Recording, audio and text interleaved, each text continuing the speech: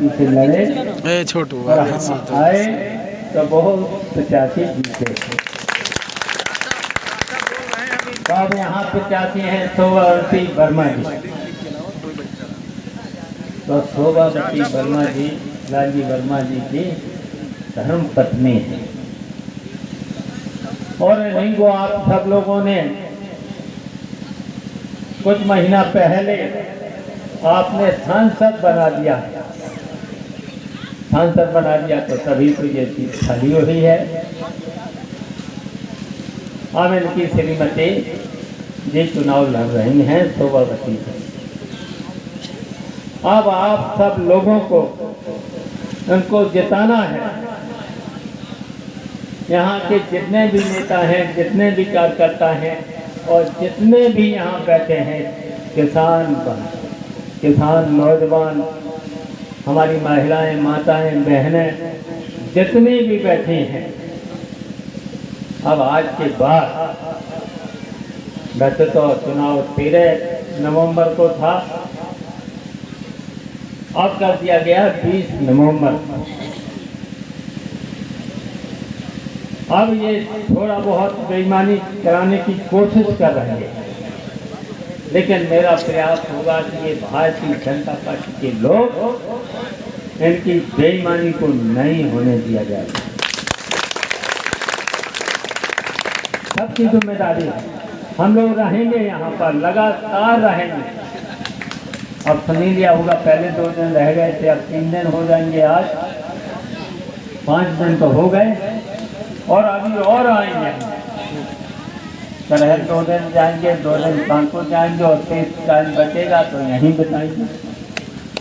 और जिस दिन वोट पड़ेंगे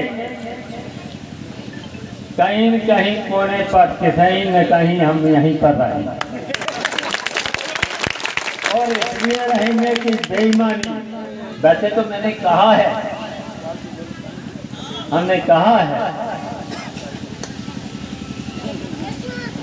कि जो भी बेईमानी करे उनके लाल स्याही से डायरी बना करके नाम जरूर लिख ले।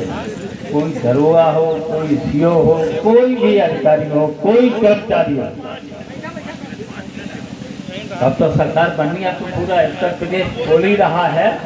27 में समाजवादी पार्टी की सरकार बनेगी, अखिलेश यादव मुख्यमंत्री बनेगा।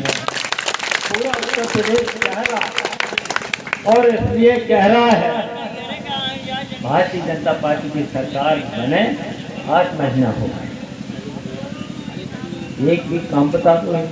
बोलते तो बहुत है, अगर टीवी खोलो तो सवेरे से शाम तक केवल योगी और मोदी दिखाई देंगे और केवल सवेरे से शाम तक झूठ बोलने के अलावा कोई काम ही नहीं है।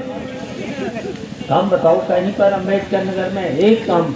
अगर जितने भी चुनाव से पहले 10 साल पहले जो भी वादे करे थे, बताओ कोई काम किया? क्या नौकरी मिली? क्या किसानों की आय दोगुनी हुई? और यहाँ तक कि डीएपी खाद तो दे नहीं पा रहे।